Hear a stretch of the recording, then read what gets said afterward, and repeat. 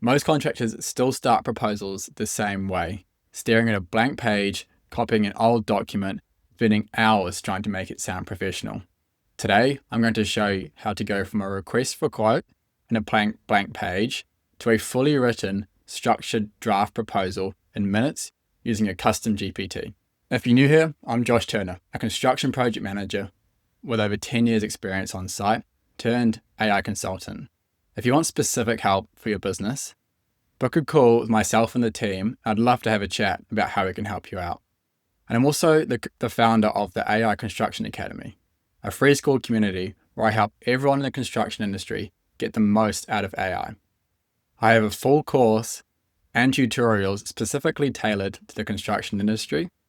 As a bonus, the resources from this video, including a step-by-step instructions and the prompt that I use, will be in there.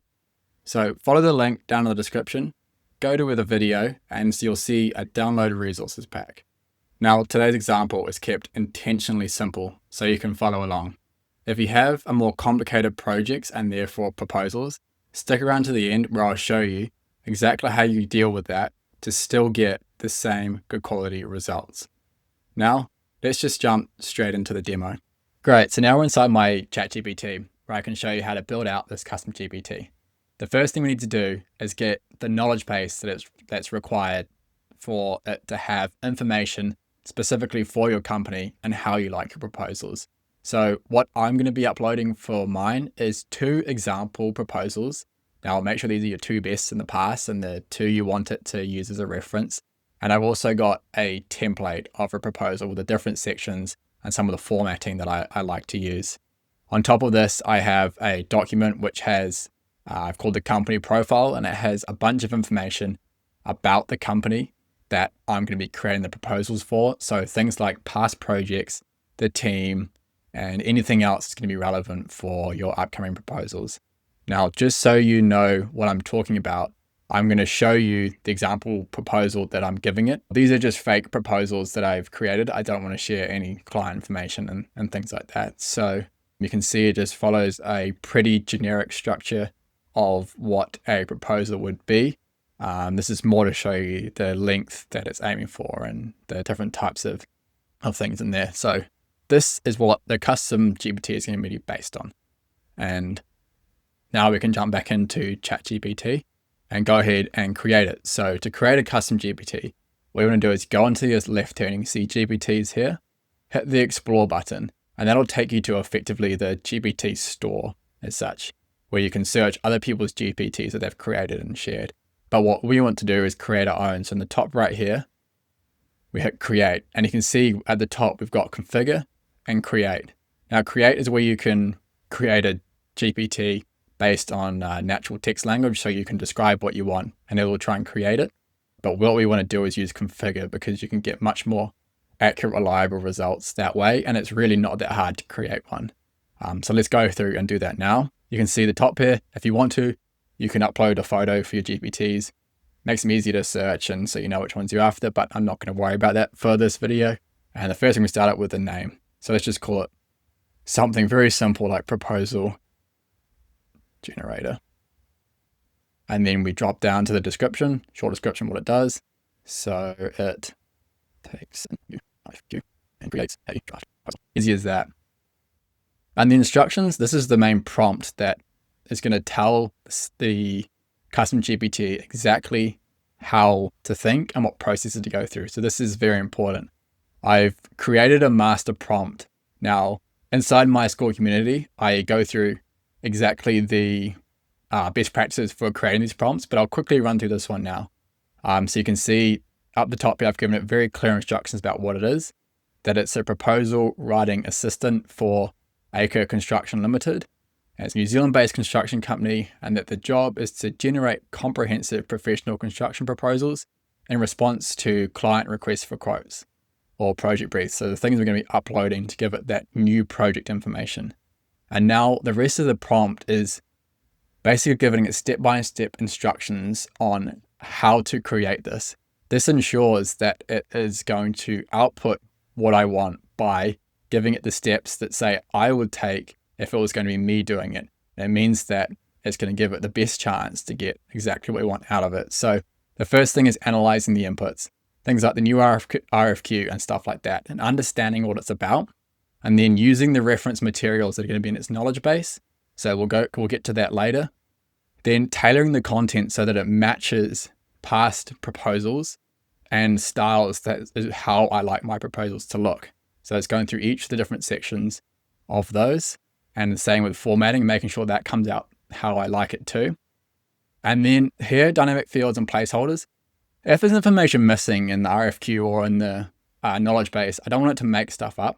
So in this case, it's just going to put a placeholder in like this, and that'll prompt me to go ahead and edit it and add that information. And then an optional summary mode is if I only want a part of the proposal created, it knows that that can be done too. Then number 7 here is a final check. So once it's gone ahead and it thinks it's created what is a good new proposal, this is kind of it to go through and compare that with what we've asked of it before and make sure that it is actually what we want. And then the final step is the submittal, where it's going to create a PDF for us that will be the new proposal that we can go ahead and then edit or submit. But you'll probably need to edit it somewhat and just ensure that all information there is correct. And then here's just a summary paragraph on all of the above there. So let's go and copy this into our custom GPT. Go through here and copy that in there. And then we go down one step further to conversation starters. This is if you have a model you're going to give the same answer to multiple times. So like if you have a custom GPT that'll tell you the weather for the day, then a conversation starter would be, what is the weather today? But in this case, because it's a little bit more custom about what they're going to be uploading each time, I'm just going to leave that for now. And then the knowledge base, another super important section where we're going to upload the documents I was talking about earlier. So here we have the company profile, we have example proposal 1 and 2, then the template for the proposal. So I'm going to go ahead and upload those now. And then we can drop down here to a recommended model. Now, this is something where you can say, oh, model, the 5.1 thinking will be best for this, which it absolutely is. So I'm going to select that. But I'm going to go one step further and actually adjust it in here. So it's no longer just a recommended thing. It'll be the automatic one, and it's going to come with extended thinking down here. We really need it to have the thinking capabilities because this is a big, long task. And if we don't have that selected, we'll get very, very short and not thorough responses back. So make sure you have thinking selected. And then the next step here is capabilities. We want to ensure we have all of these ticked, including the code interpreter there, so it can do things like creating PDFs. Cool, so that's really the main part about creating a custom GPT. So the next step is to go through some thorough testing so that you are getting the outputs you want. And if you're not, it's in a case of going back to the master prompt and changing that so that it reflects what you actually want out of it, or adding more information to the knowledge base if that's what it's missing. So you can do that here on the right and just go through and give it some test cases. But what I'm going to do instead is actually go through and finalize our custom GPT. It's going to display here how we want to share it or how far I want to share it. So either only yourself, anyone with a link, or the GPT store. The GPT store means anyone can search your GPT. So like this has or would have confidential information within it. So you definitely don't want to be selecting that. Anyone with a link is good if you want to share it for the rest of your team for them to use, but obviously be careful where that link gets shared because they will have access to information that's within these knowledge bases and the prompt. And then only me is kind of the safest way to make sure no one else can get access to it and use that information. So for me, because it's a demo, I'm just going to go only me, hit save, and that'll go ahead and create this custom GPT. Cool. So now it's created. You see it's got the link here, which is where it's saved. And we want to go ahead and view the GPT. And then this is how it looks when it's inside your sort of main ChatGPT dashboard there. You can see it's actually over on the left here, and it's automatically got the extended thinking selected because that's the model you want to use. So now what we want to do is go ahead and test it. So because the main prompt is inside the custom GPT, we don't need much of a prompt to get it started. So all I'm going to do is add in this, which just says attach an RFQ for a new project, follow the instructions in the custom GPT, and create a high quality proposal for the acre construction. So I'm going to go ahead and do that. And now I'm going to add the RFQ, which is this one here. And I'll also show you what that looks like. So again, much like the proposals it's working off, you can see the level of detail involved with the RFQ that I've given it. So you can see it's a relatively simple one. We've got just some core details in there, background, scope of works, timeline and milestones, deliverables for the contractor, some valuation criteria, and the format that it would like things in, the key person involved, conditions of tender, and all fairly normal stuff. So that's what it's going to be using to create that. So now we have this in, we know we've got extended thinking. It's going to give us a better answer than standard, so we'll leave it as extending. We're going to go ahead and hit enter, and that's going to start the process of the custom GPT working through those steps that we've given it within inside its prompt. And it's going to take quite a while to do this. It could be anywhere from sort of 5 minutes to half an hour. So what we'll do is I'll come back once it's finished. You can see it's just got underway now. So we'll let it do its thing, and then I'll show you the results after it's done that. Great, so you see it's gone ahead and it took a total of 5 minutes and 35 seconds. And then it's paused for a bit, thought a little bit longer, and carried on through that workflow. And then you can see here it's actually decided that it wasn't able to generate a PDF file due to a technical limitation. Occasionally this happens. It's annoying when it does, but it is an easy fix. So one is it does give you the proposal that it's written here anyway. So you could copy and paste it into a Word doc or whatever you want to use. Or the option is to give it another go and tell it to actually create the PDF and see if this time it'll run and actually generate that PDF. And that's what I'm going to do for this example, so you can see what the output would be like. Cool, so I've just given it that prompt to go ahead and create the PDF. It'll now think for a little bit longer and then hopefully come back to us with the same text that was above, but in a PDF format that we can download and use that way. So we'll come back when it's completed that. So it's gone ahead and actually created the PDF this time. You can see it's only taken 19 seconds because it had all information needed. It just had trouble with that final step. So let's go ahead and open up the PDF and see how it's done. Cool, so here you can see the PDF that it has created. Now it's way off in terms of the formatting. It completely hasn't got that right. And that's fairly typical with the sort of larger tasks here. It still struggles to get the formatting from templates and examples and actually put them into a polished report that matches that. But you can see that the sections are there and the text is there. It's what we're after too. It's tailored to that new RFQ, the company overview and things like that, a project understanding. So it's following the right steps.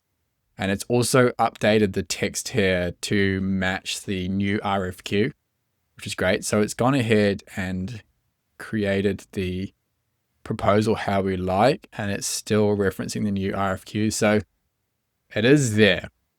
Now, one other thing here is you can see it's gone ahead and it has taken the project team and experience. It's taken this from the company information document and it's applied the resources I think would best fit. But one thing you can do is when you upload the RFQ and that prompt that you give to the custom GPT, you can actually specify certain things. So you might specify things like the team members that are actually going to be working on the proposal, and then it will only pull the information of those team members out. Or you could give it a brief methodology on how you're going to do it, and it'll go and use that methodology in the sections. So you're essentially giving the information or specific information that you want to see in the proposal in that prompt. So it can be better tailored to exactly how you want to come out with. And you can see here it's got pricing within there because the proposal examples that I had did have pricing. Obviously, unless you've given it this pricing information, it's not going to be right. So that prompt that you give the custom GPT for each RFQ upload, adding things like this, these extra details, are going to really level up that answer, because otherwise it's just going to use its best assumptions based on the information that it has. So the more it has, the more in line it'll be. But as you can see, particularly for the more generic sections like the project understanding and the company overview and things like that, it has actually given you a really big head start on creating that proposal. So we've just gone from an RFQ and a blank page to a complete draft proposal in a few minutes. As you saw, you still need to tweak and refine and add the finishing touches, but this alone can save you hours on every tender. For most contractors, the hardest part is getting that first draft done. A custom GPT like this handles the groundwork, the structure, the wording, the key sections, the formatting, and that means your team can focus on the insights, the methodology, risks, and pricing, where the real value is. But here's the most important part people miss. When you're dealing with the larger, more technical RFQs, you don't want one GPT doing everything. It'll only get confused and it'll give you a poor quality outcome. And that's why people get frustrated and say that AI kept missing details. But what you want to do for big proposals is you want to break the work up. Think of it like having a small team of specialized assistants instead of like one general labeler trying to do the task. So you might have one GPT that focuses purely on the project understanding, one that is focused more on methodology, another that is in past projects and capability, and then another GPT even that assembles all of these together to create the final proposal. This is how you get great results, and you can give it each of these specific information so it comes out with exactly what you want. It really levels things up. Now, if you just want to ensure that you have the absolute best solution for your company that is built specifically for them and will work for them, that's where booking a call with my team will be your best next step. And we can ensure we have it to work and put the outputs exactly how you like them, so it fits naturally within your team's workflows and you can ensure you get those consistent, reliable results.